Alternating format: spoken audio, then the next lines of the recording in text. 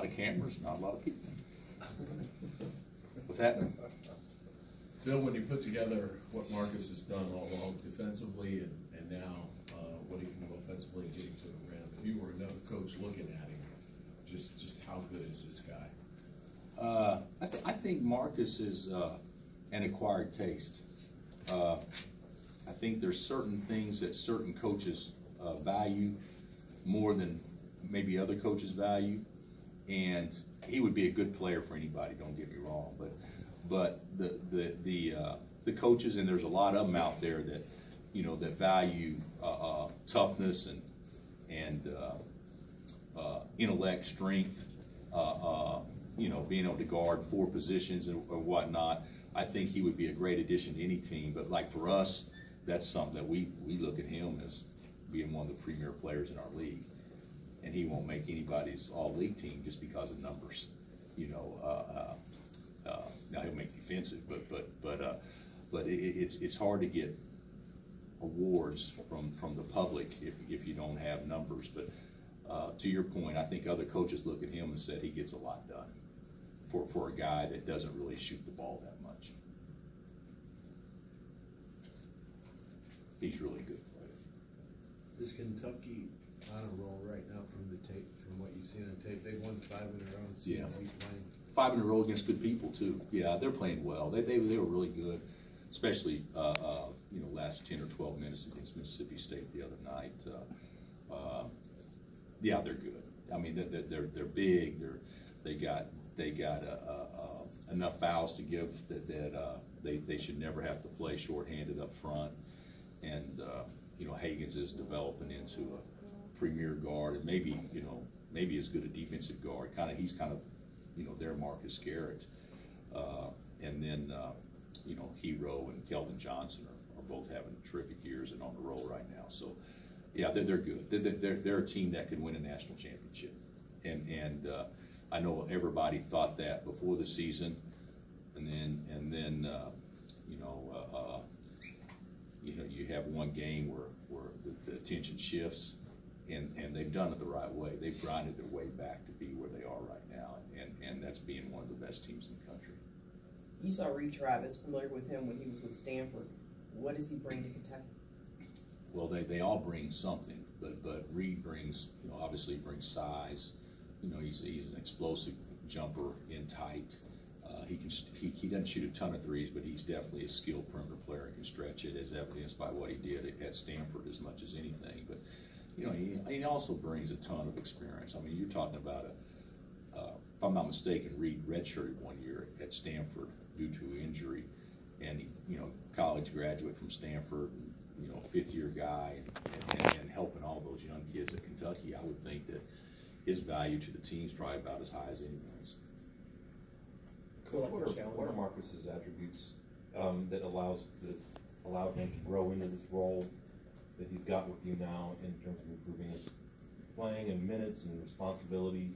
What has he done to make it happen? Well, you know what? I'm not sure that he's, if you stop and think about it, if we didn't have the 4 guys starting last year that we had, he would have been playing these kind of minutes last year. He was our 5th guard last year, and we played 4. So so he played a lot last year, and this year, when we made the decision to go small, obviously he goes from being a reserve to a starter. So probably as much as he'd be a starter right now, regardless of how we were playing, big or small. But probably as much as anything, circumstances has dictated the minutes in many ways, even though we thought as highly of him last year as we do this year. He's a much improved player because he's a year older, but I don't think he's done anything different. He's coachable, he's tough, he tries hard, he's smart, he's got fast hands, and he loves to compete. But we knew that, when we recruited him. So I don't think he's done a lot different, except just be himself. What do you see from leadership development? You know what? I think he and Diedrich are probably our 2 best talkers, and Diedrich's by far the best. But I think he's he's not scared to call anybody out, and the players all of them respect what he says, because he can back up what he says. But I think he's a good leader. I think he can obviously become better, just like everybody can. But yeah, he's a guy he's a player that guys look to for confidence, and so that's definitely a form of leadership. Coach, what are some of the positives and negatives of having the Big 12 SEC Challenge at this point in the season? Well, the negatives are it comes at a bad time of the season. I mean, it's not a great game. It's not a great game for Kentucky. It's not a great game for us. But it's a great game because to the kids, we get a chance to play Kentucky. And to their kids, they probably may think the same thing about playing us. There's a natural rivalry there, even though it doesn't go back as many contests as what you may think. But when you're talking about the two winningest programs of all time, I mean, there's built-in natural rivalry. And Adolph Rupp played at Kansas. So there's so many things that intertwine the schools. I also think Cal brings an element, to the rivalry. Obviously, with the success he's had and those sorts of things, and so to me, it's not a great game. It's not as important as playing in Texas, but in the moment, it's as big as any game that we'll have, and to our players, they'll feel that same way too. But breaking up your season to do this, your conference season, I don't know that any coach would say they're a huge fan of it, but it's great exposure for our league. It's great exposure for the SEC, and for one day on game day, we'll actually be hearing about the Big 12 and all the schools in it, which is great for our league. Phil, naturally, Kansas fans are hoping that a light will come on cue like Malik last year. Mm-hmm. Obviously, there's a big difference when Malik was older, but do you see any similarities between the two? Yeah, I see signs. It's like today in practice. We practiced at 7 this morning, and for a 7 o'clock practice and how he shot the ball and in competitive deals, it was terrific. So yeah, we see signs of that. He needs to have some success, obviously, during the game, but I see flashes of him doing what we know he's capable of doing, but I also see periods of time where when things don't go as well, he loses all aggressiveness, and that's what he's got to stay aggressive at all times, and whether it goes in or not, or whether you make a good play or a bad play, at least do it downhill and being aggressive, but we need him to be the version of himself that we know he can be in order for us to have a chance to, finish strong this year. You say that all freshmen hit a wall. Do they all hit it? I don't know if Durant did, but everybody else does. Typically, freshmen hit a wall.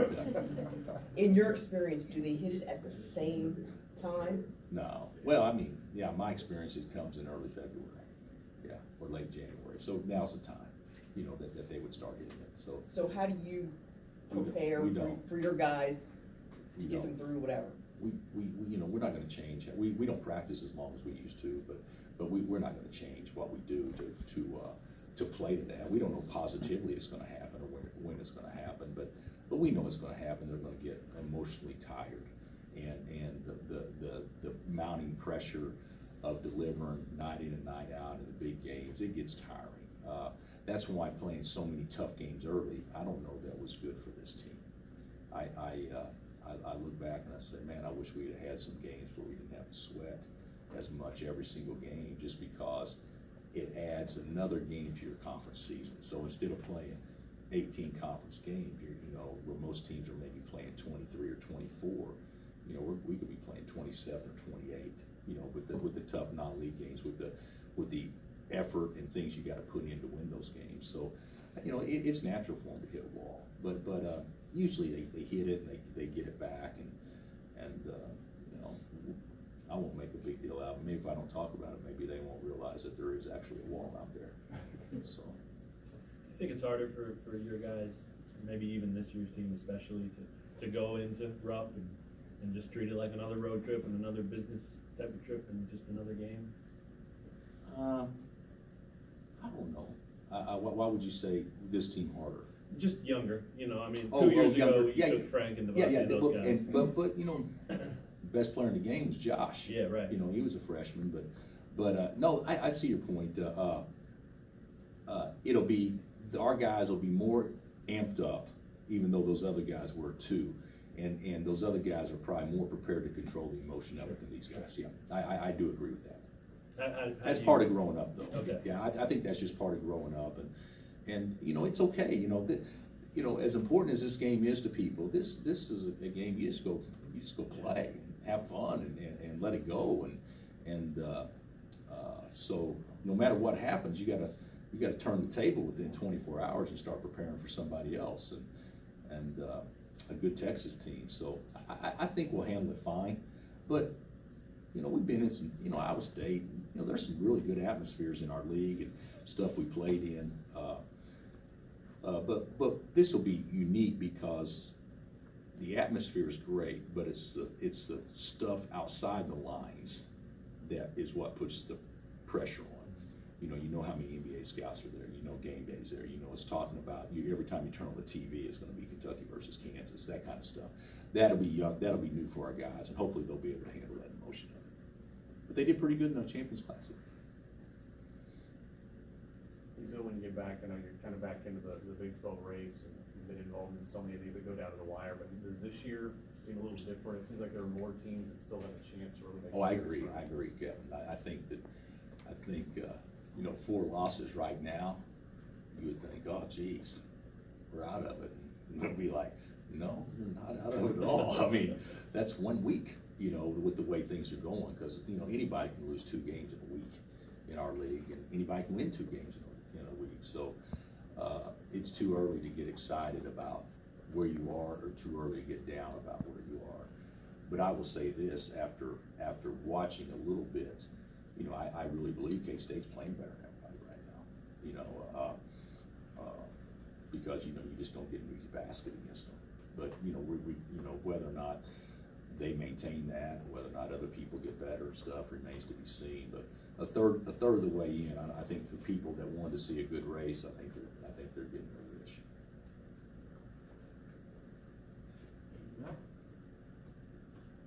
Coach Cal, is he one of your closer friends and professionals?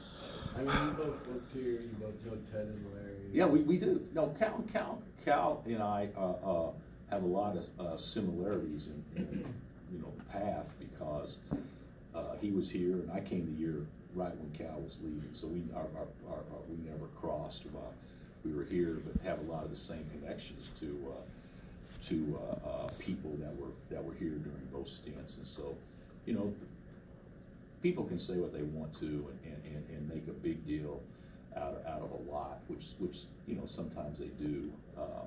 But the bottom line is, you know, he's done a ridiculously good job wherever he's been, and he gets so much credit for being a terrific recruiter. But he's as good a coach as he is recruiter, and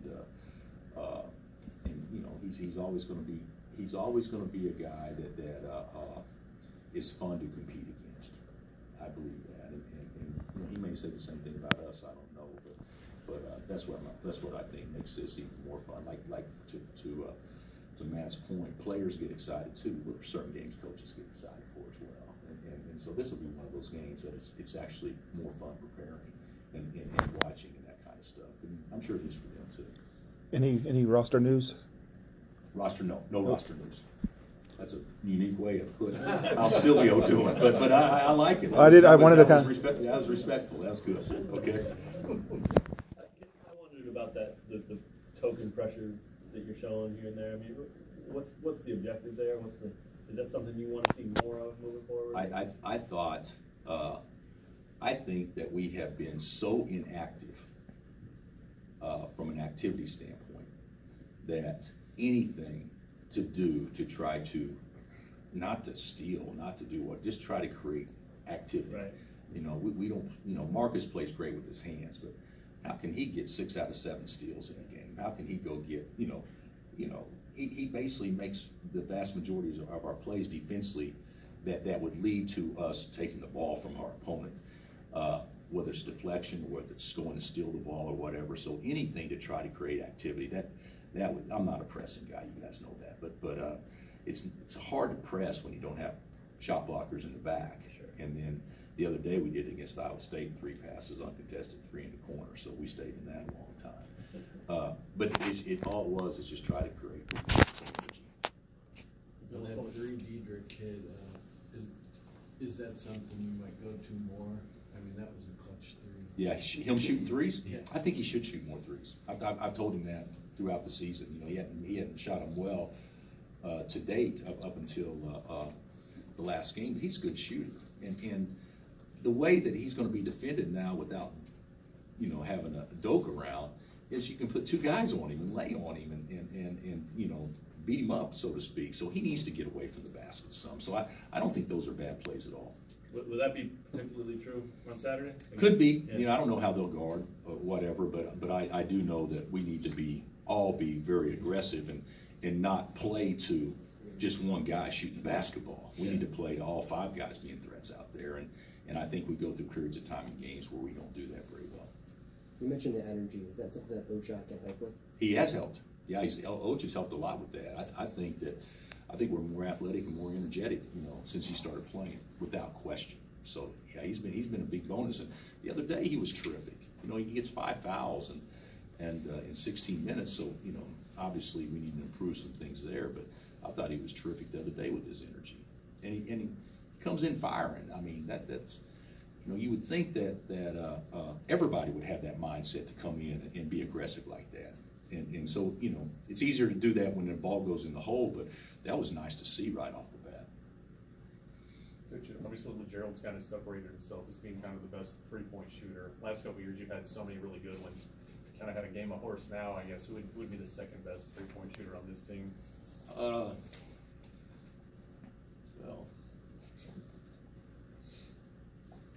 I would say all of them. It's a tie. I do think Diedrich can shoot the ball about as well as anybody. And you know, I've seen I coached Q this summer. I saw what he did. You know, I know he can shoot the ball. And you know, Charlie should be, and Charlie hadn't had as many opportunities. And you know, Ochai's developing as a shooter and everything. But I think in Devon, from a percentage standpoint, is terrific. He just doesn't take many. But I don't know. That's the one thing that, just to be real candid with you guys, and you guys know this, that's the one thing. It's not quite as easy to score easy points when you can run bad offense and the guy just jump up and make a shot. And LeGerald has made a ton of those for us this year. Bad or marginal shots at best. And he just knocks them down. Well, the bottom line is we don't have as many other guys that can get their own. And so you know, we have to kind of manufacture some things. And that's why it's so important that everybody be aggressive and try to force help. But we've got better shooters than we shot it, but certainly it's not going to be like it was last year. All right, guys, thanks.